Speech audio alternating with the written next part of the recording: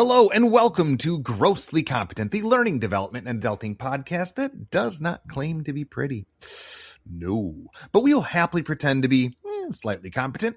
I am your host, Steve Council, and I'm joined by my co-host, a man who can only sufficiently be described as stink, stank, stunk, Mr. Patrick Aylshire.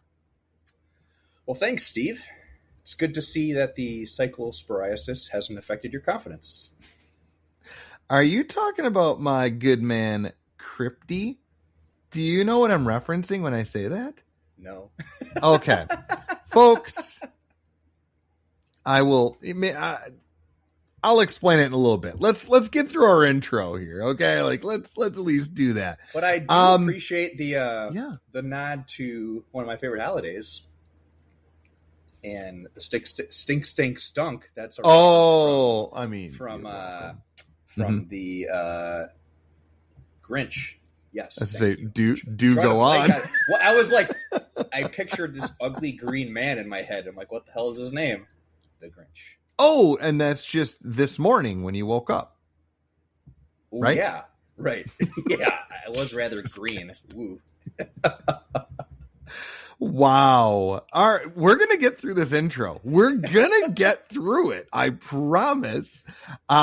Folks, we've got some good stuff for you this week. But as is tradition, Mr. Patrick, who is our sponsor of the week? This episode is sponsored by Unsubscribed Links. Every marketing email promises this is the last one you'll ever receive. Until tomorrow at 8:12 a.m., when they're suddenly checking in. Unsubscribed Links, a journey, not a destination. Oh my God. Yes. Thanks, big unsubscribe links. I do always wonder about that because I feel like my personal account is just inundated with junk. I'm like, I don't remember signing up for this. I don't remember signing up for this or this or this or this or this. And I feel like every time I click that unsubscribe, it's like a miniature reprieve. I swear that it's like, okay, we'll leave you alone for a week. Yeah. And then we're going to come back at you. It's like, hey, that's not fair. I like that they've added the unsubscribe like in the email, like at the top. And some of those. Otherwise, they're like, well, actually, you're going to have to log back in. And then when you log back in, we'll just verify that you want to unsubscribe. Not from the whole system, just this one email. Oh God, I know. Check this. I don't know if it's a new feature or not, but I have noticed that Gmail is getting hip to people hating spam. And I've noticed that if I continuously get an email and I never open it from a specific email address, I don't know why that was a tough word. Let's just say like I don't open a single email from, Toys R Us, whatever. I don't know why they came to mind, but I don't open one for like 2 months. I will actually, when I open Gmail the next time, I will get a prompt. It's like, you haven't opened these. Do you want to be removed from the list? It's like, yes. So I have done that. And so far, Gmail has been pretty great about that. So Shout out to Google. They need all the support and help they can get. They are a small mom and pop company just doing their best to get by. Dan and Jane Google, right? Dan and Jane. Yeah, I think that was. Yep, they call him Old Man Dan. You guys, I don't know where my head's at today. This is gonna be a humdinger, man. Like this is gonna be wild. It's all like foggy from just all this nature going on outside of us right now.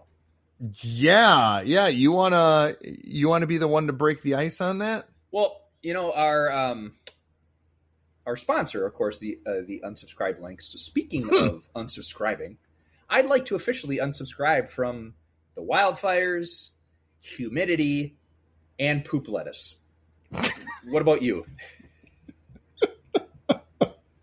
Well, this is really kind of funny. That's why I brought up my good friend Crypty, the Cryptosporidium. Oh. So some of you out there may not be aware of this, but there is a satirical newspaper called The Onion, and founded in Madison, Wisconsin, by the way. Shout.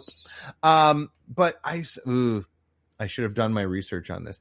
I believe it was in the 90s. It was in the 90s, mid-90s, yes. Okay, thank you. So there was, in the mid-90s, there was a massive cryptosporidium outbreak in the city's water, to the point that if you lived within the city limits, you were boiling your water for basically every necessity possible. Like you had to do it. And the Onion, being the heroes they are, decided to make fun of that and come up with a mascot called Crypty the Cryptosporidium. And you know what? I will make it a point to add the image of Crypty in the show notes. It just looks like a green, like, blob with a baseball hat, and he's got like this goofy smile, like, hey! And he's wearing a t-shirt that says Crypty. Like, it's super dumb. But that's what I thought of when you when you were talking about poop lettuce. Because we could be done with that. I'm okay with it. I saw a post on one of the social media sites the other day that said, "Man, this was the week I was going to start eating salad." I mean, you can just think of all the weight you'll lose. Please don't take health and dietary advice from Grossly Competent. We gosh, just like don't take your health advice from Netflix. Isn't that the other guy? Exactly. Yep. Sure. So please don't take it from us. Awful. If you are listening to us, if you're sitting down somewhere listening to us, I hope it's on a couch and not in the bathroom. But that brutal. Oof, yeah. Wash those veggies, boil them up, or whatever you got to do to avoid that, because it's nothing to mess with. It's nothing to mess with. And seriously, this wildfire stuff. So folks, I'm genuinely hoping that when you listen to this episode, that is just a bygone memory for all of you. But right now, holy smokes, pun intended. We are in the thick of it right now. It is brutal outside. And if it's bad here, I can only imagine what it's like for our Canadian folks. So my heart goes out to you guys, Mike. That's awful. The UP and all that. The term they're throwing around whenever these wildfires come around is the acronym AQI, the Air Quality Index. And anything past like 0 is great. 0 to 40 is like awesome. That's regular times. But we're going to jump to anything over 300 is essentially hazardous. And that's not just if you have asthma or anything like that. It's just for everybody. It's not safe to be outside. And little Milwaukee this morning was sitting at about 550, 600 or so, which was like, and you can feel it. I mean, it is not pleasant. You're absolutely right. I was in a suburb of Milwaukee Metro just last night, and a buddy of mine were chatting, and it was so thick. Like, it genuinely looked like, how the air will get when you're at a bonfire. Oh, yeah. Right? Like, but it's just, I mean, we were in a parking lot, and it was like that. Like, whoa. And you could just smell it. It was so just palpable. So, gosh, you guys, if you don't need to be outside, do not be outside. Take care of yourselves. Make sure you're checking on people, too. This, as you said, Patrick, this isn't just for anybody that has respiratory issues. This is honestly for everybody. So just be a good person. Check on those neighbors of yours. Check on that elderly person that maybe lives down the road or down the hall. Just make sure everybody's okay. That's great point. That's my PSA. That is my good deed for the day, and that's it. Actually, I lied. I would love to disclose a little something. We talked last week about this shindig that you and I were going to, and we got to see each other in person again. And I wanted to give an update to our wonderful, faithful listeners. It was a lot of fun. And it was a really good time. Do you want to tell the story about my daughter, or would you prefer I do? I prefer you, because I was experiencing this with only like one of my senses. If you know what I mean. Yes. Okay, fine. So listeners, hopefully you listened to the previous episode. If not, I can catch you up quickly. My daughter, she is 7. She kept on asking, what does Mr. Patrick look like? And I kept showing her pictures that involved him with a bag over his head, like our podcast image, a picture that you and I took at an event we went to in April. I'm just being a dork, right? So the joke was always going to be, and I told Patrick to bring his paper bag to this event, this party that we went to. And I would text him when I got there with my family so he could be wearing this paper bag so I could point him out to my daughter and go, oh, there's Mr. Patrick. Because, of course, she's 7 and she's not an idiot. So she knows that that's not really what he looks like. And I just wanted to just mess with her, you know? So sure enough, we park, I send the text, and we're walking up the driveway. It's like a big, long hill. And we're maybe 30 feet away. And I see Mr. Patrick standing in the middle of the garage with the garage doors wide open. And he's not surrounded by anybody. And he is just standing there with a brown paper bag facing us. If the music would have been more ominous, this would have been a perfect horror movie image. I'm like, jeez. And of course, I started giggling like, oh, God. And in true fashion, my daughter, she kind of gets over like the crest of the hill, sees Mr. Patrick, and just goes, oh, come on.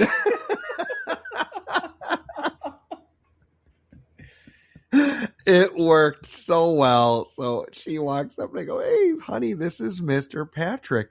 And she is not impressed.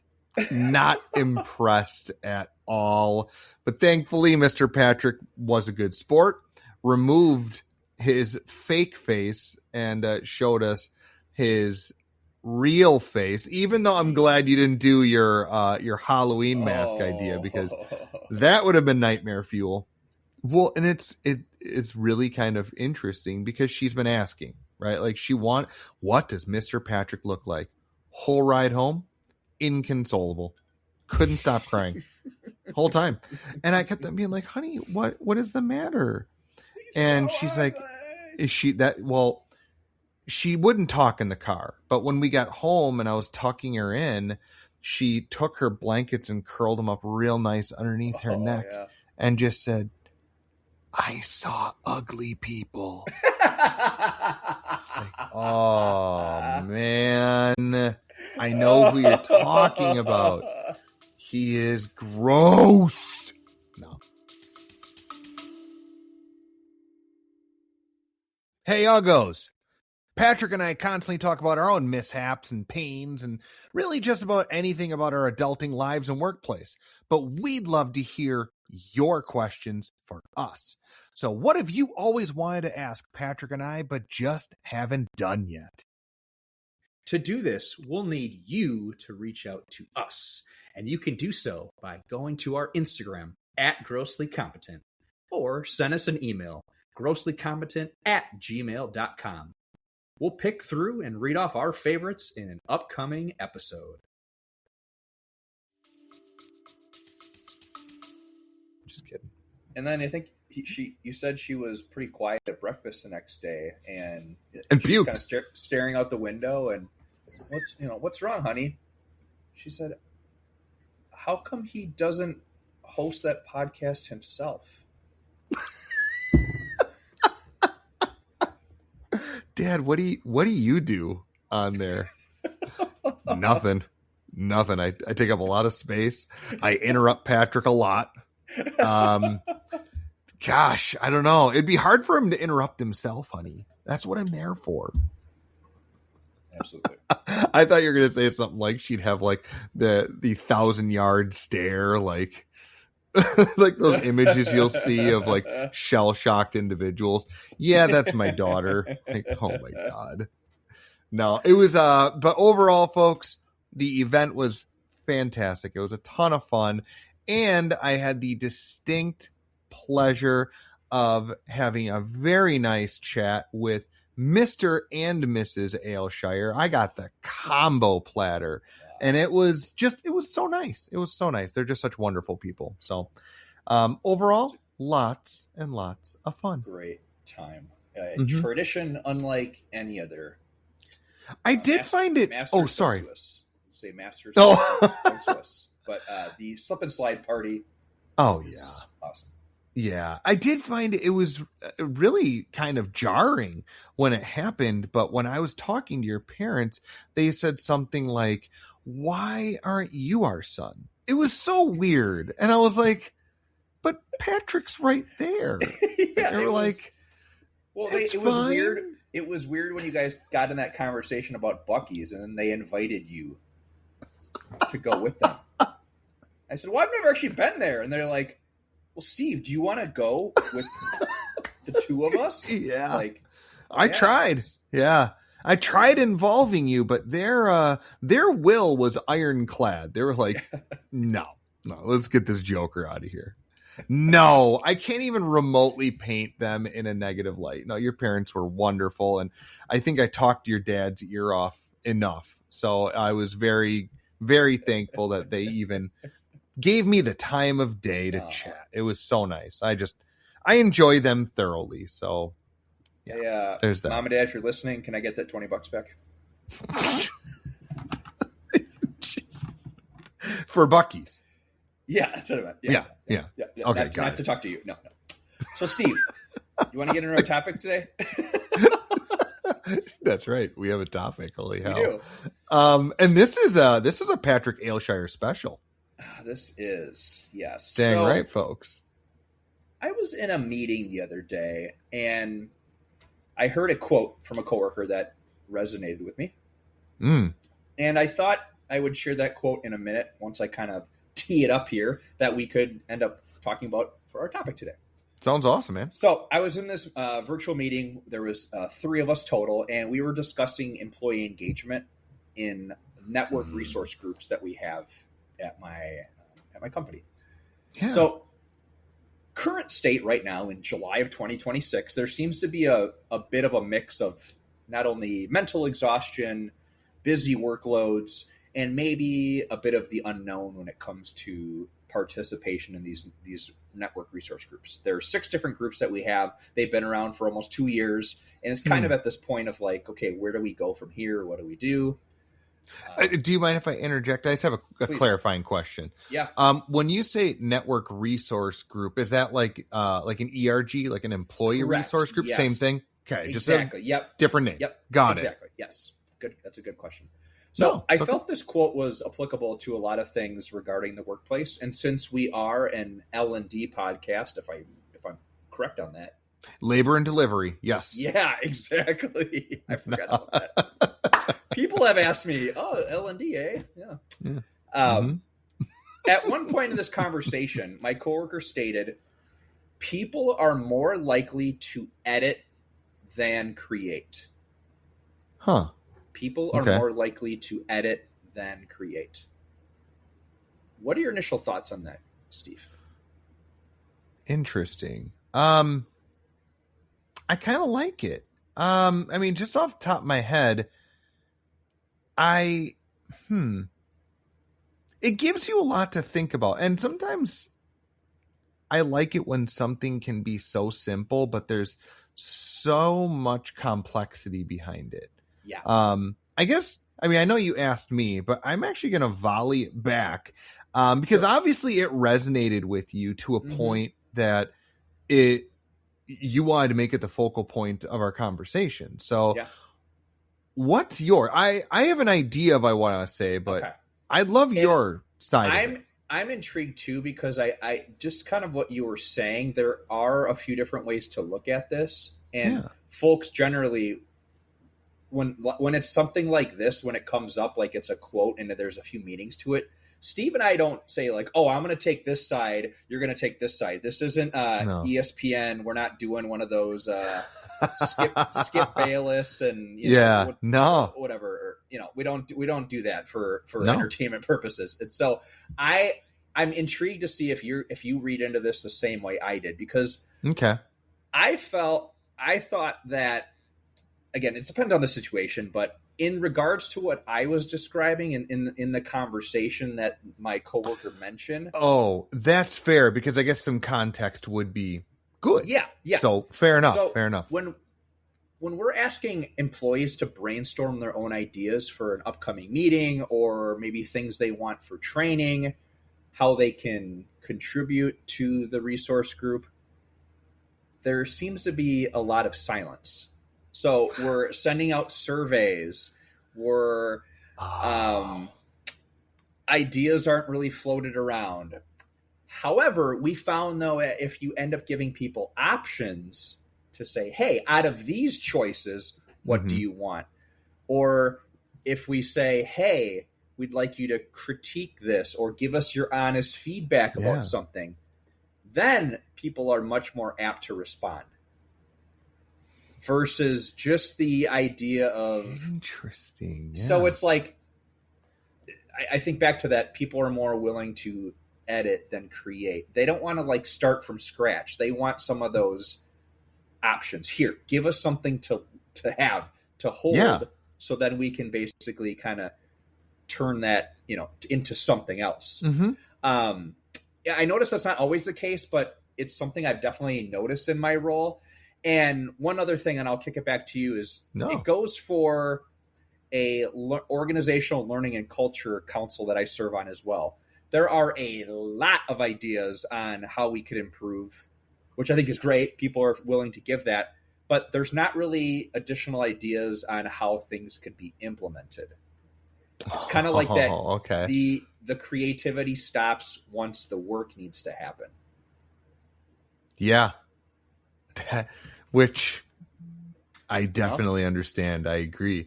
No, I think that's a very valid take. When I hear that, this idea of people are more willing to edit than to create, forgive me if this starts feeling like touchy-feely, philosophical or something like that, but are you familiar with I'm going to probably screw it up, the conservation of resources theory? It's like a human psychology thing. Oh, I thought you were referring to our podcast. We are definitely conserving resources. Like we haven't quite rented our room out yet for the podcast. We're not taking it on the road yet. No, but in the future. Okay, so I'll give a kind of a brief little synopsis on this. So the short version of this is that people have a motivation to protect resources or build resources, maintain whatever. And in this case, when I say resource, I'm saying like your time, your energy, your social circle, stuff like that. So when I think of people are more willing to edit than create, I think it kind of really falls into this category, right? Like you said so early on that there are, I'm trying to make sure I choose my words correctly, that you're noticing with your employee structure that there's a lot of, not burnout, but people are tired. Like it's halfway through the year. Yep. I feel like the corporate culture often lends itself to go, go, go, go, go, go, go, go, go, go, go, go. And usually summer is the time where people start trying to take vacations and whatnot. We're just on that cusp, right? So maybe they haven't had that time to unwind and relax. On top of that, it's been really, really, really, really hot and humid and yucky and poop lettuce, of course, right? So I think when I hear that, I get the impression that the tiredness, the exhaustion is what's leading into this.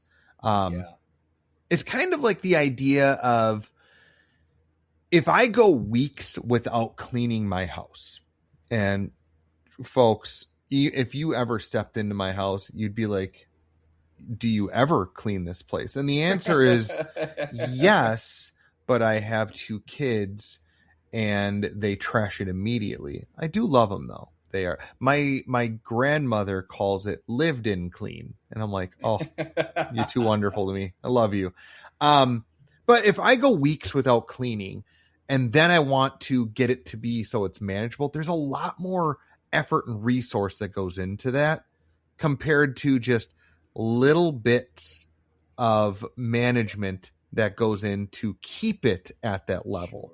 So without prolonging this too much further, something that you said really hits, and that is where you notice that if you leave it wide open, people are less likely to give their opinion or insight. But if you say, choose from these options because you've kind of laid out some of the foundation, then they're more likely to, because it's not so much of a resource investment. I hope I was able to take what's in my brain and kind of smash it out into the world so it makes some sense.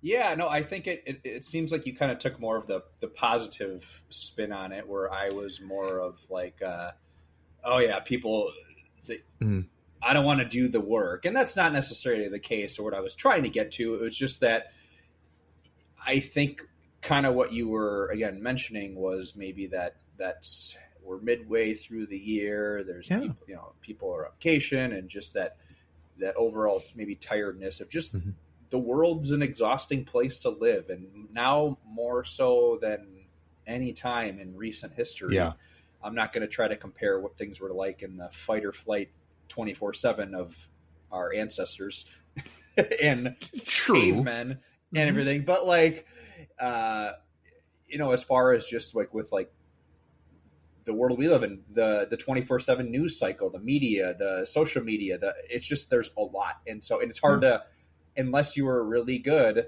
like Dr. Tekla Ross. Oh, snap. Yeah. Like knowing how to put the phone away.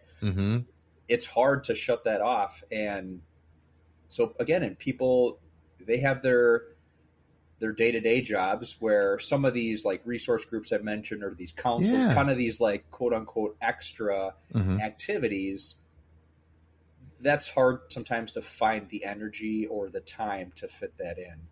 But I really liked when my coworker said that he's actually a program manager of some of these groups and the councils. So he was kind of just coming from his perspective of, hey, that's what I'm here for. I'm here to kind of get things kicked off and keep pushing on.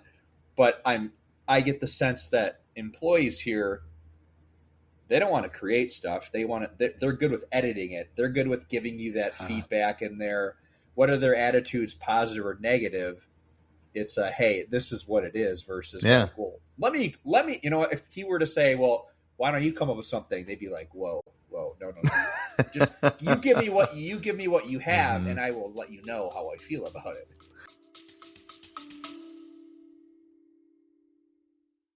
Hey friends, we love doing this, and if you like what you're hearing and want to support the show, here are the best ways possible. Subscribe, follow, and give a 5-star review on Apple Podcasts, Spotify, or anywhere you get your podcasts. You can visit us on Buzzsprout at grosslycompetent.buzzsprout.com. Here you can become an active supporter.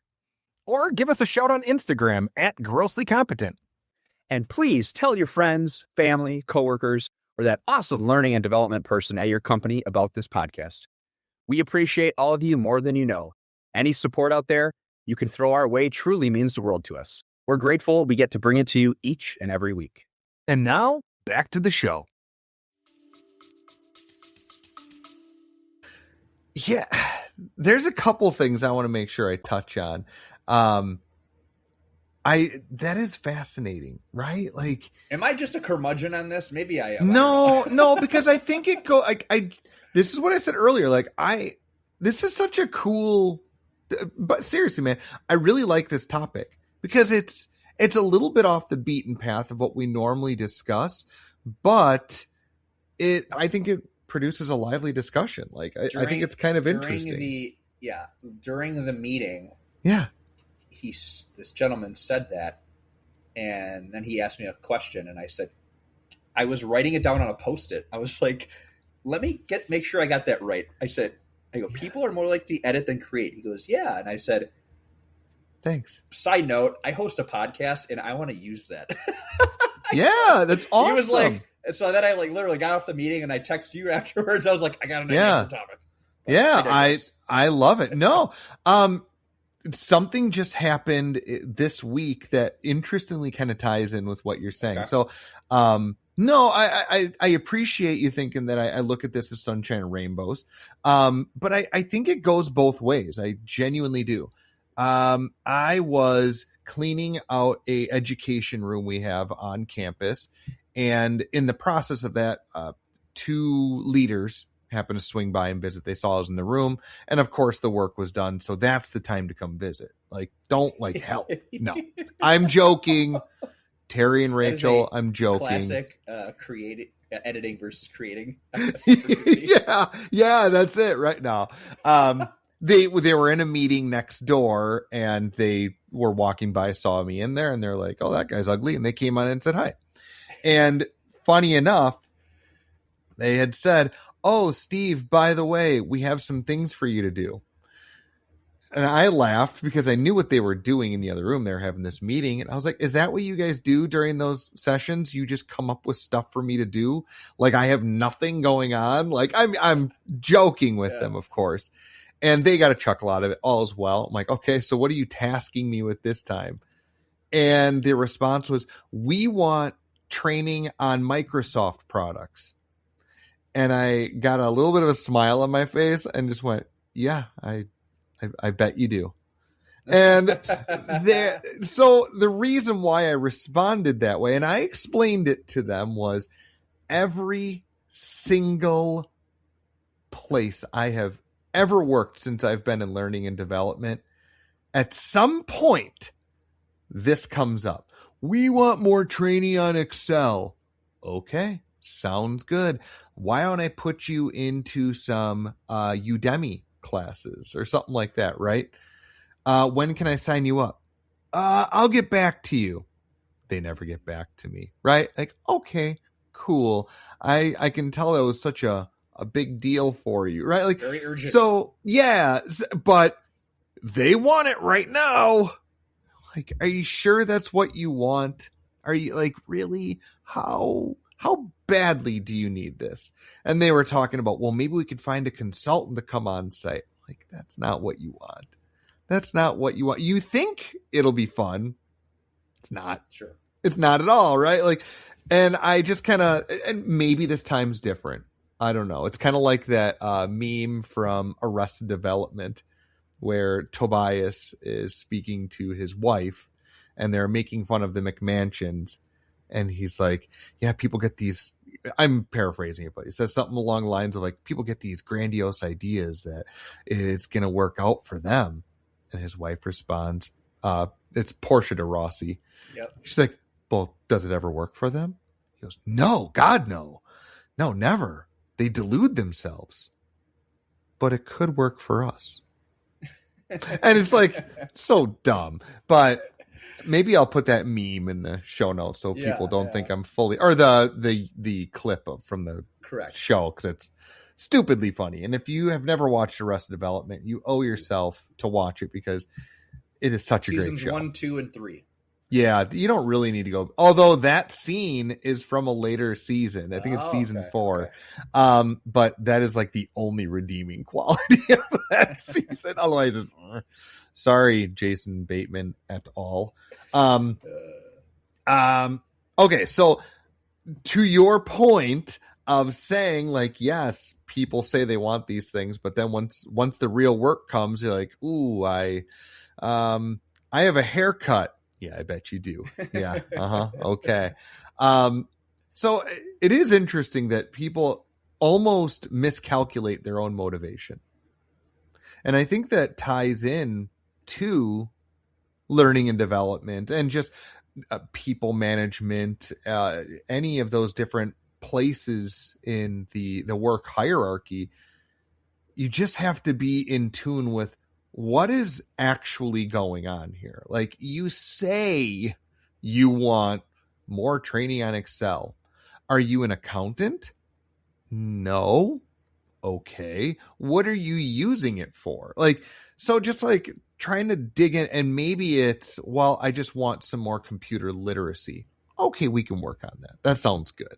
But just kind of a blanket, easy, like, oh, well, this is the answer. No, there's usually you have to dig in a bit more.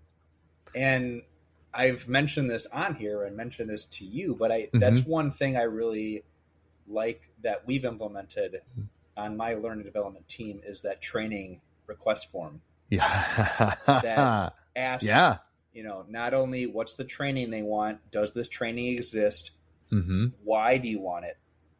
And so then when we have that follow-up conversation, once we get the results, okay, because it could be that they maybe don't need the training or don't want the training. They just thought they did. It's they want to put the Band-Aid on versus, versus actually addressing the actual problem.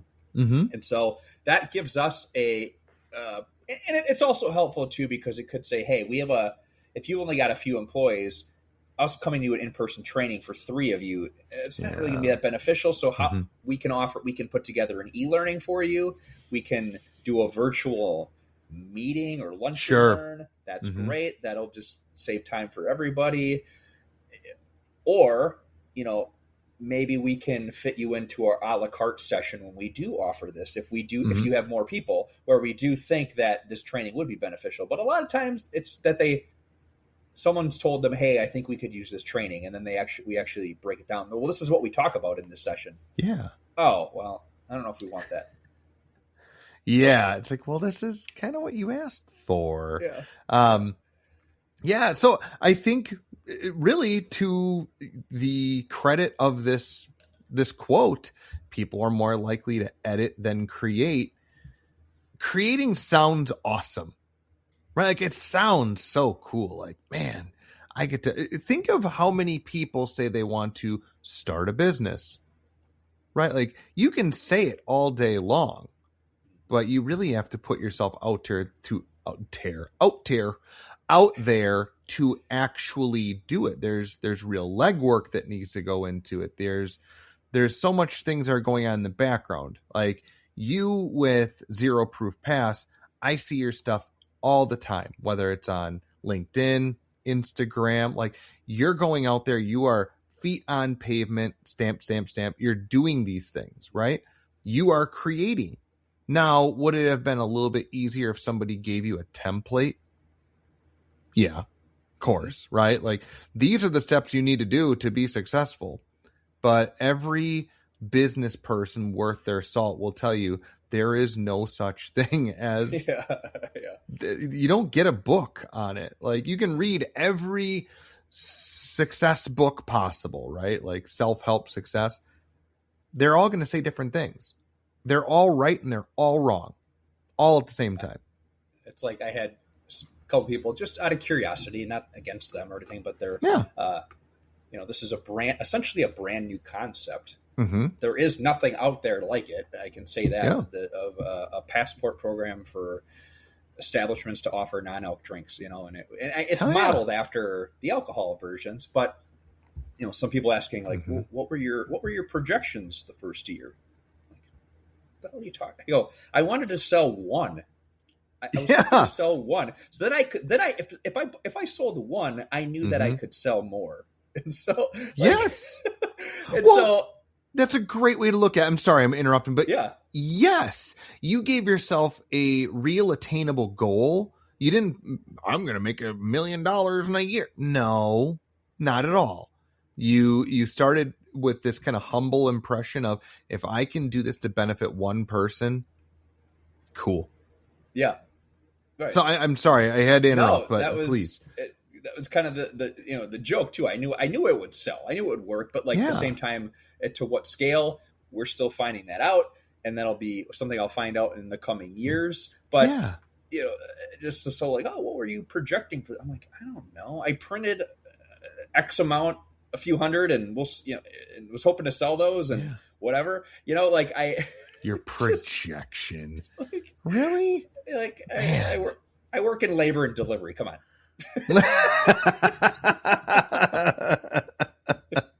And I am really good at Excel.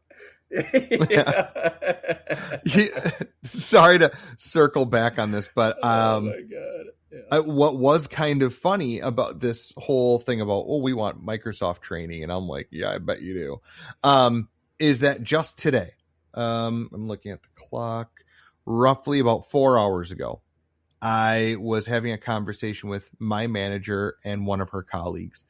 And I brought this story up as a joke, like just kind of messing with him. Like, oh, by the way, I've been told I got to start implementing Microsoft training. And her colleague, who has been with the organization for, I think, 15 years or something like that, he just went, oh, brother. It's like, this comes up like once every couple of years. He's like, did they happen to tell you that we'd already had a consultant come on site once? I'm like, no, that was never mentioned. He's like, yep. And you want to know who took us up on it? Almost nobody. I'm like, oh, that's awesome. Okay. I'm like, well, then my snarky response was completely valid. Jeez, so true. People. But, the other, this is going really far back in something you said, but it's sticking to my brain. You made the mention about I keep on wanting to say burnout, but that's not correct. Just the fatigue of the current modern workplace. And I know there's 60, 70, 80-year-olds being like, oh, you guys think you have it bad. No, like, we get it. Every generation has their things. And you can find statistical data on this and whatnot. The current modern work environment never leaves you. Like, depending upon what you're doing, because we all have access to these nice little rectangles that have contacts from work, your email, people can text you. There'll be times I'm sitting on the couch with my kids and my phone dings and it's somebody from work.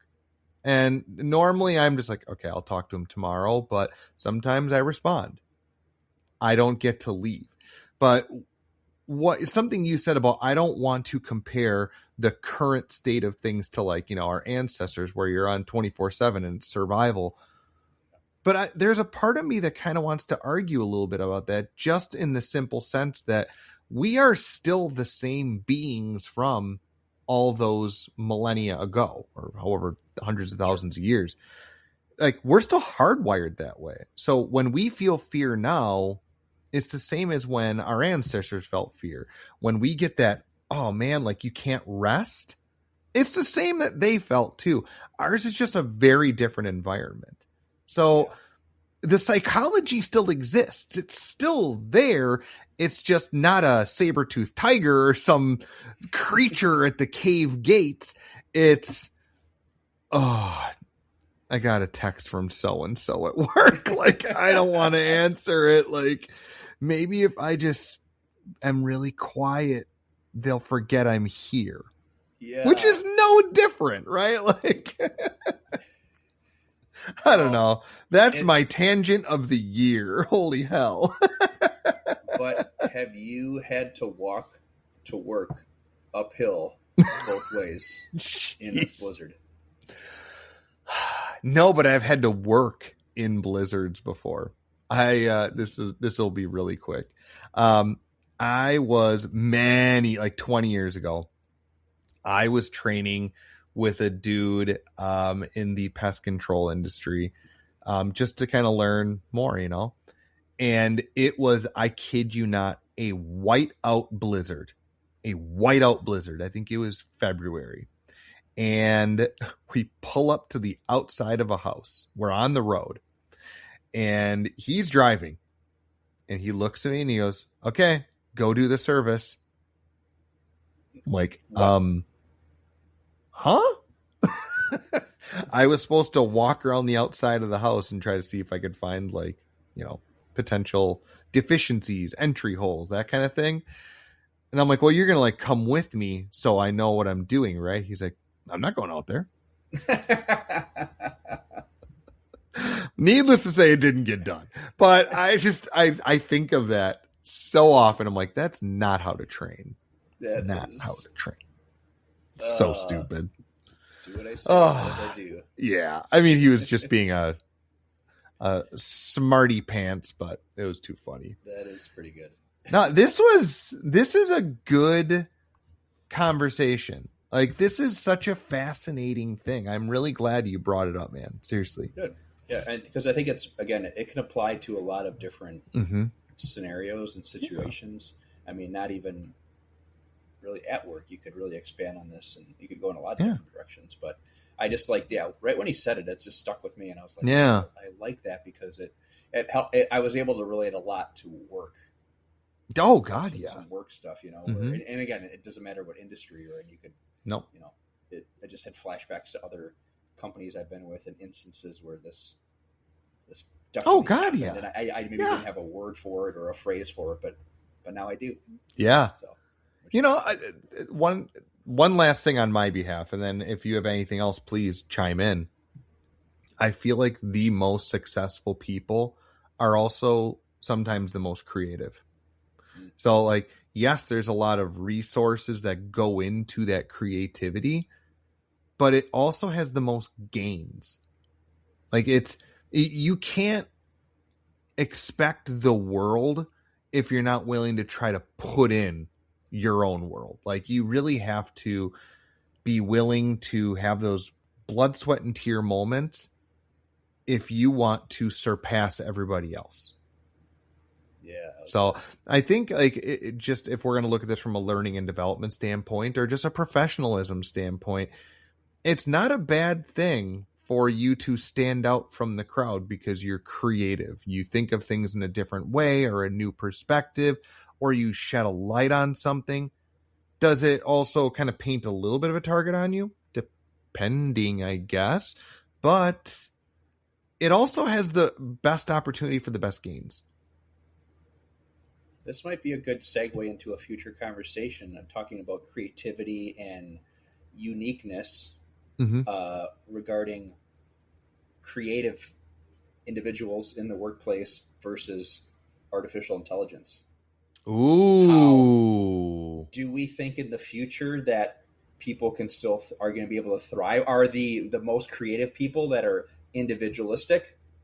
I don't want to throw out the word authentic because we say that so many times, but like the people that are unique, that are creative, they may end up having a leg up versus those that, and hey, we're all guilty of it. We use artificial intelligence for for specific things, maybe at work or in our lives, but it'll be interesting to see how this adapts over the next few years in the workplace of who's going to stand out more, who's going to look better in an interview versus someone that says, oh yeah, I just plug and play. Yeah. Oh yeah. I think that sounds awesome. We should definitely have that conversation. Cool. Interesting that you use the word unique because that is often what people say about my face. They're like, he's a unique looker. I would say it was AI, but there was a part of me that was about to jump on that and be like, what do you mean? I am AI. Yeah. But I was like, no, we beat that one. I feel like we've been beating that one in pretty good. So we need to give that one a breather. Yeah. Did you have anything else you wanted to add about this one? Okay. I know I've said it like twice before, but awesome idea on this one. This one was really cool. I like this one a lot. Appreciate it. Patrick, do you know who wishes they could edit our looks? A lot of people. Oh, but the correct answer is Spinarooski. It is indeed. While Mr. Patrick fires up the wheel, a reminder for our listeners, each episode we spin the Spinarooski, which is a wheel of names that might belong to the woman who so generously shoved Mr. Patrick and I into the Ugly Club all those years ago. And the goal of this is that eventually we'll land on her name to thank her properly. Are you ready to spin? I am, and I will let you know the wheel is about 20 pounds heavier than it was last week.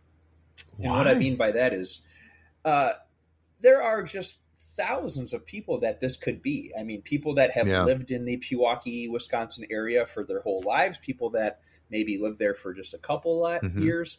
And so we've been doing this for 44 episodes now, and the wheel of opportunity and names, the list was getting a little smaller. Yeah. So I just wanted to make sure that we had enough ammo to go for eternity. So we have re-upped the names, and I'm excited to see what happens here.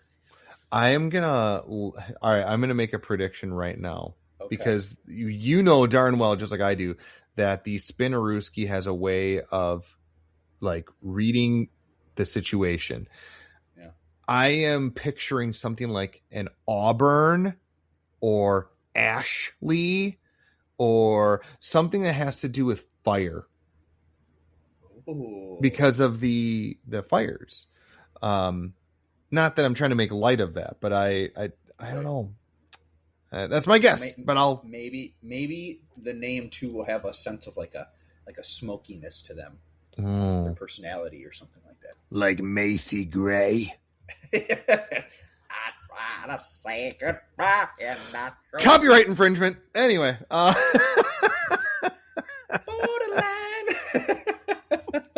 okay.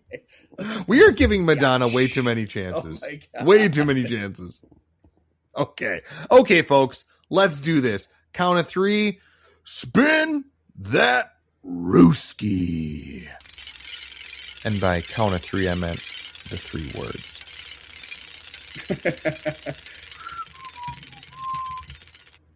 Oh my God. No, what is it? Stella. Stella?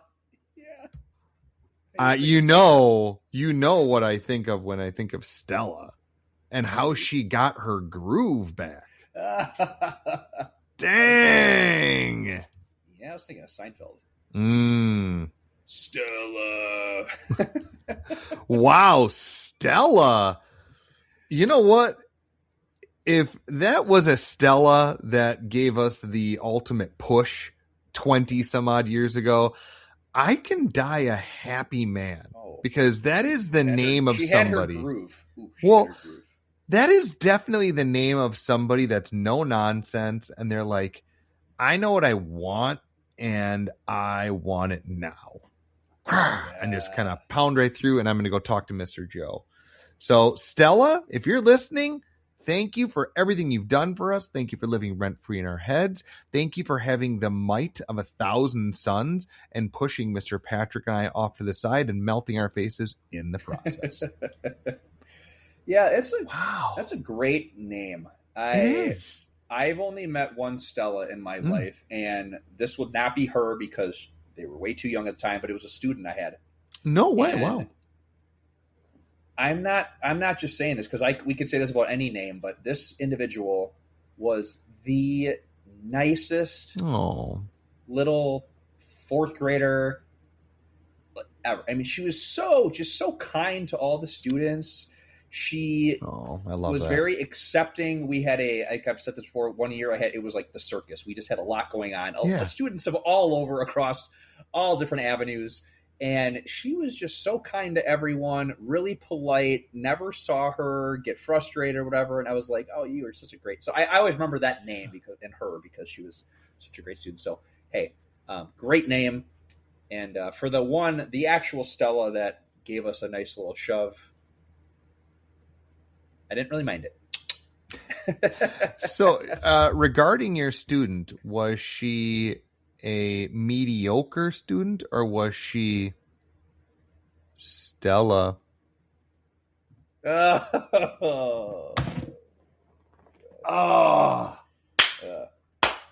to be honest, she was actually probably like the smartest kid in the class too. So it worked out really well. So I really enjoyed having her in class. Oh, so she was a Stella student. Nailed it. You know how something is a dad joke? Like, do you know when you can tell it's a dad joke? No. Well, because it's apparent. Oh, it is so good. What was the fish joke again? I'm glad I got to What did the fish say when he hit the wall? Damn. No, the one your son told, the cod. Oh, how do fish purchase things? With a credit card? I had to call him out on that. It was great. Did you tell him the basketball one? Yeah. But the cod, come on. The cod was so good. Oh my God. All right, man. All right. Let's do some shout outs. Hell yeah, man. You want to fire us off? Yeah. Okay. See what you did there. Fire us off. Oh my God. Oh my God. You didn't even know it, man. No, I didn't. I did not. My God. That is fantastic. My shout out today, speaking of all the wildfires, is firefighters world round. Okay. Around the world. Not only the ones that are battling in the our neighbors to the north, but also all over the place. I mean, if you pull up a map right now, I'm sure there's an app for that, but of where wildfires are, they're not just in Canada right now. They're in, I think, Minnesota. They're out west for sure. That always happens in the PNW, Pacific Northwest. It's just constant, and they put their lives on the line. It's a crappy situation. Steve and I can sit here in our homes and complain about the smelly smoke outside. And of course, if you're compromised with your ability to be able to function outside and breathe, yes, that's very serious. But compared to being in the front lines, they put their lives on the line, and so we want to thank all of them. Give them a shout out for all that they do. Yeah, I 100%, man. Yeah, I totally agree. And the funny thing is I was not meaning that pun. But yes, I could not agree with you more. This is one of those rare times where both Patrick and I agreed that, this is where the shout out goes. Doesn't matter if you're a local firefighter or if you're on the national levels, right? You're helping with these broad scale events. No, every single one of you, you're amazing. So thank you. I appreciate it. And we appreciate it. Well, all right, man. I mean, talk about a downer. Anyway, no, I'm kidding, folks. I'm joking. But that is it for this episode. So if you're going to be sad about that. But the good thing is, we're going to see you next time on Grossly Competent. You ready, man? Let's do it.